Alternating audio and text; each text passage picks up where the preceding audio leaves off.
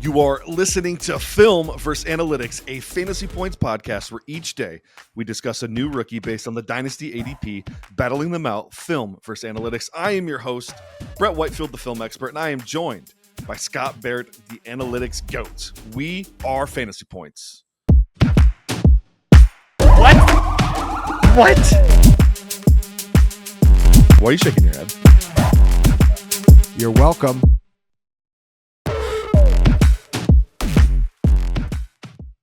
If you are interested by the things you hear today, be sure to check out the Fantasy Points YouTube page, subscribe and turn notifications on. Also, over at fantasypoints.com, you got to check out the 2025 prospect guide, as well as Scott Barrett's rookie models. Today, we are talking about Ole Miss wide receiver Tre Harris. So without further ado, let's get after it. Okay, Tre Harris. Crazy stats here right off the rip. But he transferred to Ole Miss in 2023. He was immediately great, led the team in receiving, ran 85% of his routes from out wide. Remember, we like that. We kind of discount slot production. Among all power conference wide receivers in this season, he ranks second best in both yards per route run and first downs per route run when lined up out wide. The only wide receivers joining him in the top three of either metric that season were Malik Neighbors, Rome Odunze, Marvin Harrison Jr., Troy Franklin. Harrison was great in 2023. In 2024, he was historically great, posting one of the best seasons in college football history. He averaged 5.15 yards per route run, the highest mark by any FBS wide receiver in PFF college history. No one else really comes close. Anything over 4 is insane. 5 is just unheard of. On perimeter routes, 88% of his total routes, he averaged 5.13. Only guy who comes close, and really not close at all, is Devonta Smith in his Heisman winning season. By man yards per route run, it's the same thing, just like orders of magnitude better than any we've ever seen before. He also averaged 128.8 receiving yards per game. That ranks 4th best since 2018. If we exclude just one game where he left early due to injury, he jumps to 3rd best with 141 yards per game. He exceeded 80 in 7 of 7 full games. And we can just stop right there, Brett. Like, the sheer dankness of these stats. It's hard to imagine he's not one of my guys, right? Like, there's some red flags that we'll get to in a minute, but like, the numbers are just too ridiculous, right? Right. I think too ridiculous is a good way to put it. But I'm going to stick with the positive side of things for a second. Okay. All right.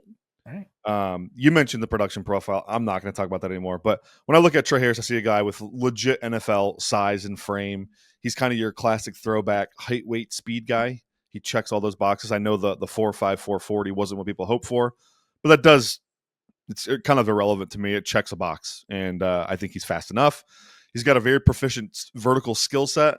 He was hyper productive on deep and intermediate targets, despite the limited explosiveness of the 40. He's got a really good salesmanship in his vertical route tree. He's good at, I guess, using tempo changes, and he can lull DBs to sleep before he hits the gas. I like some of the nuance in his vertical route running. And then I actually think he's a chain mover after the catch. He's got a strong lower body. He gets upfield quick, real quick transition in that Ole Miss RPO heavy offense. He did get opportunities on some shallow hitches and shallow crossers where you see him transition from catch to run really fast, and he gets upfield. He's got leg drive, contact balance. Not a guy that's going to, force a ton of missed tackles or anything, but I did like what I saw after the catch, kind of competitive. So I think those two things really stand out, a vertical route tree and maybe some untapped potential as a run after catch guy. I kind of see him as a prototypical possession type receiver. I think my working comp for him right now is like a poor man's Romeo Doubs. Oh God. So like, we should just cut this off. Like, we should just turn off this video. Like, what is a poor man's Romeo Doubs worth in fantasy? Like, in fantasy? Well, I don't know. Romeo Doubs is a fine NFL player, though. He's not right, but if you're ever starting him in your dynasty league, that's not a great dynasty team. Like, you're not striking fear into the hearts of your opponents. That's like, for fantasy, that's Romeo Doubs is like the archetypal replacement player, right? Okay. Well, I'll tell you why I make the comp. Then maybe you can take it over from there. All right. So Doubs at Nevada, that's where he played college football, was used very similarly. Very similar size and athletic profile. He was used on a ton of these schemed up deep crossers and go ball opportunities and produced at a high level on those types of plays. The reality is he just doesn't have a ton of juice. He's got enough juice to be a functional NFL wide receiver, but he's in the NFL now. He's more of a possession type guy. A lot of back shoulder production, a lot of contested catch situations. You're going to use him on stick routes, routes right at the sticks where he turns around, gives you the numbers. He's like a big target, can get in there and get messy. Tre Harris profiles to me as a guy who's going to do that in the NFL versus what he's been asked to do in college so far.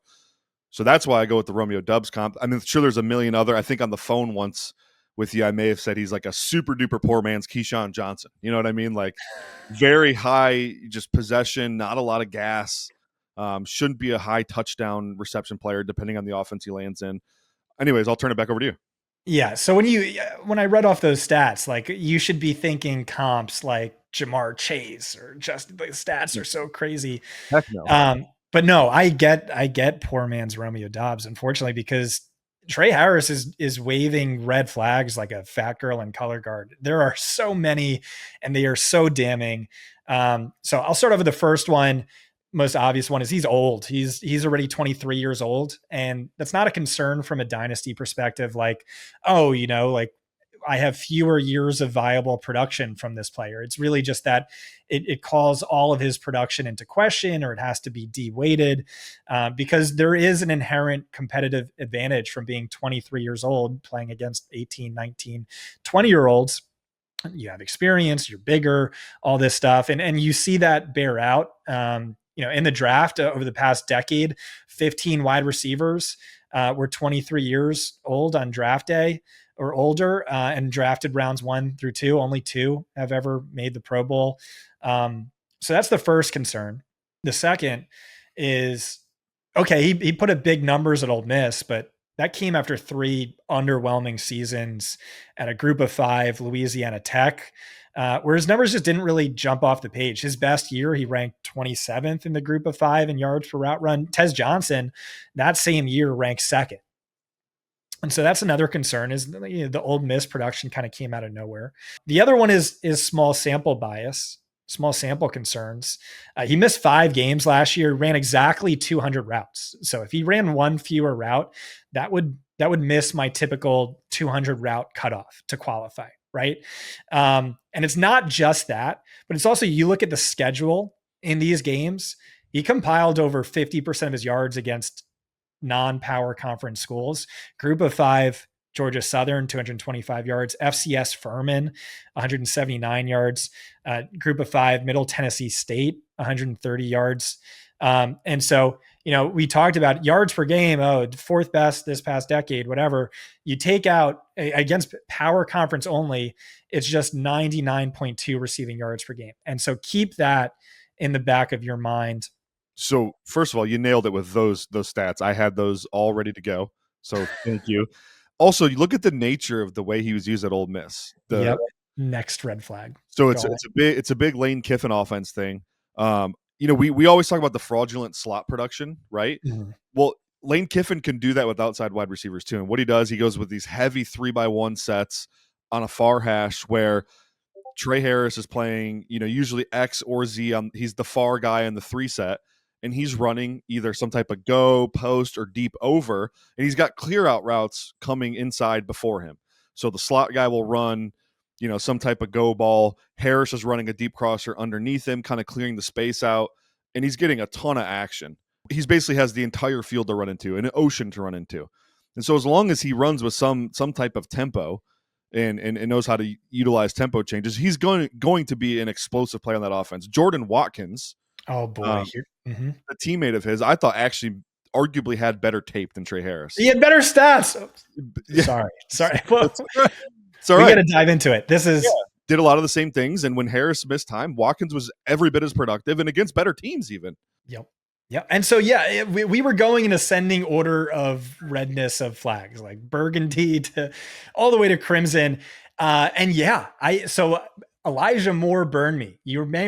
I'm sure you remember if you follow me on Twitter, burned me so bad. And so I'm very skeptical of Lane Kiffin offenses for what you said.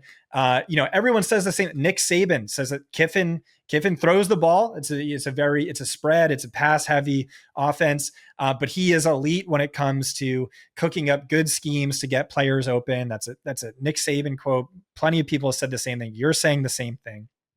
And Elijah Moore in 2020, PFF credited Elijah Moore with a step or more of separation on 90% of his targets, which I don't think anyone has ever come close to before or after. And so it throws everything into, and you actually remember that one too, because it's part of our next flag. But and so you have this. You also have Ole Miss led the league in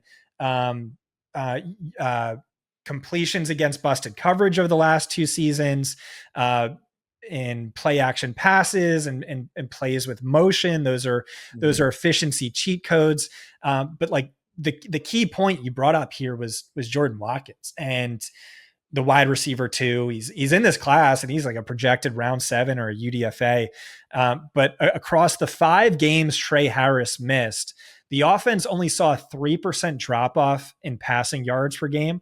More damning than that, Watkins, he steps seamlessly into this Tre Harris role. He averaged 120 yards per game across those games he missed. And so 120 all exclusively against power conference schools. And now remember Tre Harris, just 99.2 against power conference schools. And so, yeah, this is not great. You look at Lane Kiffin's track record with wide receivers. It's the Elijah Moores, it's the Jonathan Mingos, it's the Nelson Aguilars. And so all this, not great. A lot of free releases, like you said. It's stack a lot where it's I see screens and slot production as like somewhat fraudulent or slot fades, and like all this is the same thing, but it's like unique to a Lane Kiffin offense. And so my final red flag, I started to beat up on Tre Harris here, but I wanted to love him. I really did. So I just brought up Elijah Moore open on 90% of it, like impossible. You see the opposite with Tre Harris, really damning contested target rate, which is shocking for a player this productive. But you look at it, it like puts him within the archetype. And he had 2 seasons with red flags by contested target rate. It puts him within like the JJ Arcega-Whiteside, the Denzel Mims, David Bell, N'Keal Harry archetype or list of cohorts. And it's like, how is that possible when you're in a Lane Kiffin offense and you have Elijah Moore at 90 plus percent. And so if you struggle to separate at a college level, typically means you're going to struggle to separate at a pro level. So I don't know if you saw that on tape, but that was my final red flag on him. And man, I go ahead. No, my final red flag on him goes hand in hand with that. And the single most, I guess, damning thing in the tape that I see is he has anatomical limitations to go with a lack of athleticism.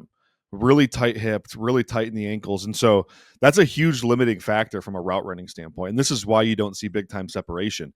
He doesn't have the ability to sink his hips and explode. He kickstands a lot. This is one of the things we talked about with a couple wide receivers last year. When he's going to stop his momentum, he has to drop his head way back behind his hips and kickstand his feet out in front of him.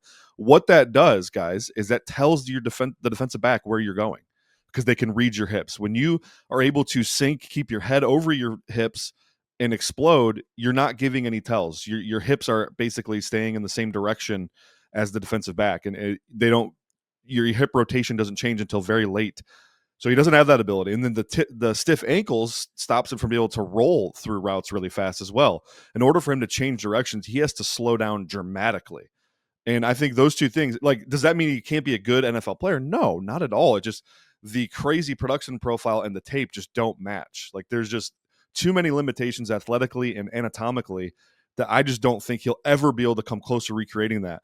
And what's crazy to me, Scott, is I had no idea, because I kind of try to stay in a bubble when I'm writing up my prospects. I had no idea people were super high on Tre Harris until I did a show with a good buddy of mine who took him 4th overall in a dynasty draft. And I was like, whoa, what is up with that? Like, I would have maybe considered him in the 3rd round. I think overall he scores as like my wide receiver 12 or 13 or something like that. And again, I think Tre Harris is like, I like him for what he is, but I don't think he is this top of class type wide receiver at all. And I don't think he'll ever be able to recreate the magic he did in this past season. Yeah. As you know, it breaks my heart, but I see it. Romeo Dobbs light, poor man's Romeo. I think that's apt. I think that's on point. He's an analytics darling within this class, not my analytics darling. Too many red flags, too many extremely damning red flags. I will say this though, you don't want to get too lost in the sauce on what a player can't do well or like the concerns, because at the end of the day, it's upside that wins championships in fantasy.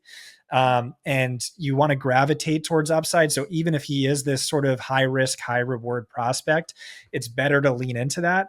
But let's say you have him wide receiver 12. I'm going to be a few spots higher. It's just rough. It's just too many.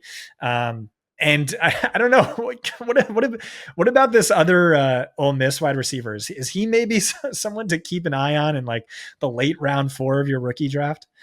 Absolutely. I haven't wrote him up yet. He will be in the prospect guide, maybe even by the time you're listening to this. I don't know. But man, he does everything Tre does, but he's a little bit more explosive of an athlete, and I don't see the route running limitations that Tre has.